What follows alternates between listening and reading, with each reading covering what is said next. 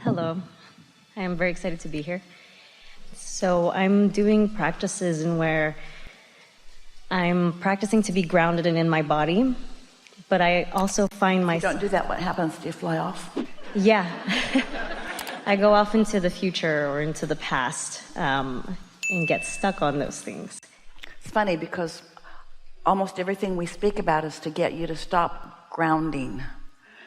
Exactly. Stop attaching to what's physical. Stop manipulating and think more in terms of the vibration.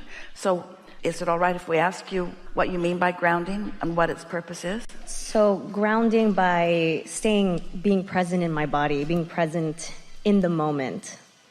That's what I mean by grounding, like being connected to, the vibration of Mother Earth and things like that. But I do find myself daydreaming a lot, or when I want something, focusing on my desires that might be in the future. You're not going to get any cooperation from us about grounding yourself because we think that's mostly what the problem is. You want to see and hear and smell and taste and touch it all. And you are more energy than you're a being, not a doer or a doing. We know it's a word that's really common. And if it means be present in the moment, we're all for that. And what we are talking about all day, every day, is being fully present in the moment, calibrating to the big consciousness and the big awareness of who you are. That's really what you're wanting to do. But daydreaming is more like that than studying the nitty-gritty of what is. Anytime anyone offers a word, we know that it is possible that that word means many different things to many different people, but just in a general sense of things, you have no problem being grounded, and we'd like you to all get over it.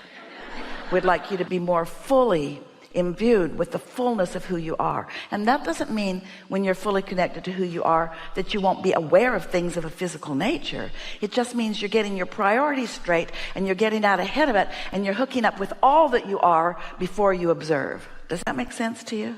Yes. Under what condition would someone guide you to be more grounded? Such as with my practices, like to be more intuitive, or to be more, I guess, to hear your inner voice a lot more. So they're not talking about grounding you to the physical. They're talking about calibrating you to the non-physical. I guess that's what you just said, and that's right. If it's calibrating you to the non-physical, that's a whole other thing. So odd that they would call it grounded. You'd think they'd call it airlifted. Okay. So I guess it's a difference in definition? Or? It is that we want you to understand that you are more than this physical body. So if grounded means physical body, then we're not for it. If grounded means who you really are, what your true roots are, coming forth from source, and you're wanting to reacquaint yourself with the roots of the whole of who you are, that's a different thing. And that may very well be what teachers of this are getting at. But the word doesn't make it sound like that, and we just wanted to be clear before we seemed like we agreed with you in any way. Okay. Okay. It means being calibrated to your vibrational essence while being in your body. Good. That's a good thing to do. That's what we teach too. Okay. So when I'm like fantasizing about, what I want in the future, but you see, you got to understand. Let's get this grounding thing really clear. We want you to ground to your vortex. Everything else is old news. Yeah. Okay. So it's like I'm grounding through my vortex. To the real stuff, to the love of you, to the whole of you, to the clarity and wisdom of you, to the becoming of you, to the whole of you, to the all of you. I like that. Do you see how this short conversation, we just recalibrated a big misunderstanding? Okay.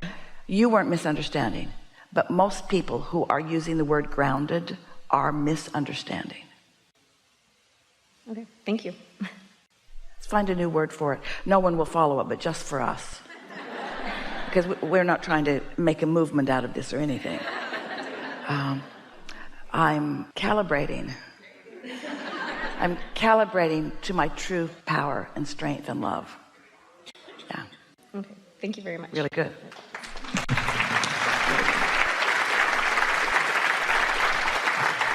Mm-hmm. Thank you. I'm honored to be here. So my question is, my dad passed away 2 years ago. And such an interesting phrase. Passed away. Yeah. And I've heard you say that before. No one ever says, my dad went over there. No, my dad went over there. So he's passed away, as if to some place you can't see or feel or find. Did he pass away, or did he just go over there? He went over there very quickly.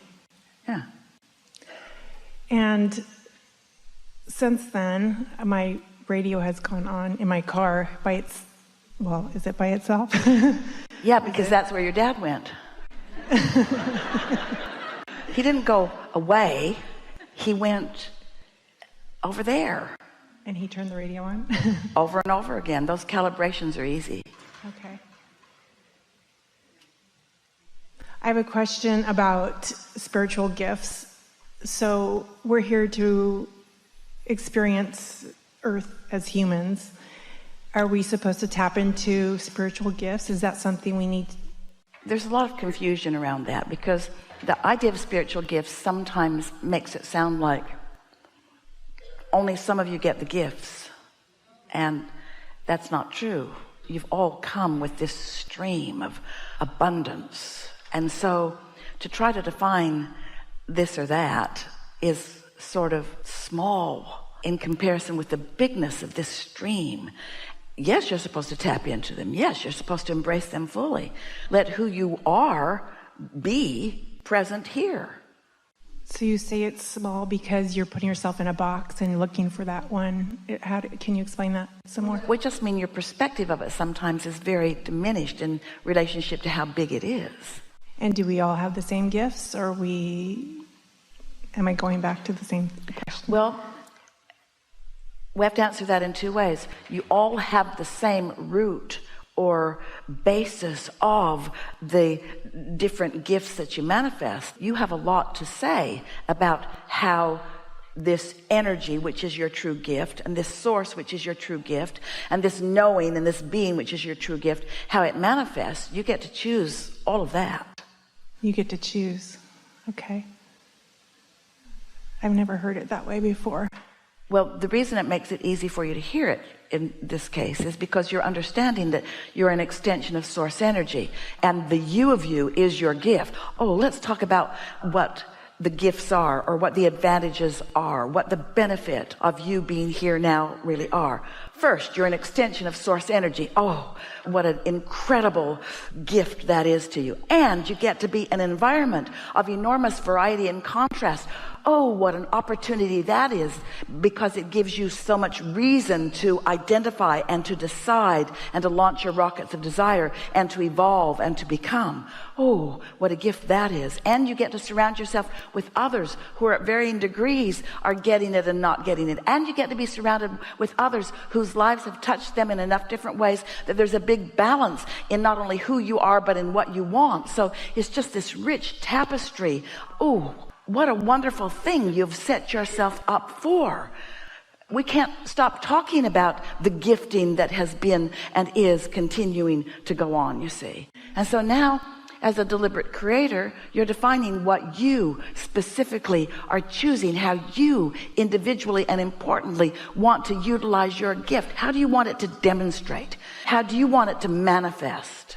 Most important, how do you want it to feel while it is in the process of becoming? And what we really want to point your attention to is put your emphasis on the feeling of it unfolding, not on what others see when they get a look at it. It's beautiful. Yeah.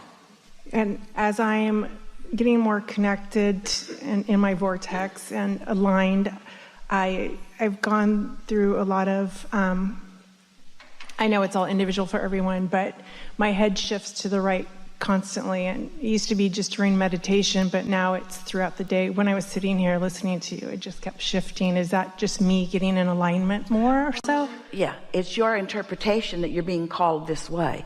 We've been sort of demonstrating it like that, and it doesn't matter whether it's right or left, but we've been sort of demonstrating that way, that you've launched these rockets over here, and this is where you're going. You're forward looking. We want to make that strong statement again. Memory and past are foes or opposite of expansion and where you're going. And so that's why you keep feeling, let's move on, let's move forward. It's just I'm accepting the movement towards my vortex. Is that how you would? You must be accepting it. You must be in the receiving mode, or the impulse wouldn't happen. I see. So you're interpreting that calling as an impulse. Yeah, that's what Okay. that is. Beautiful. Yeah. Thank you so much. Yes, it is. Yeah.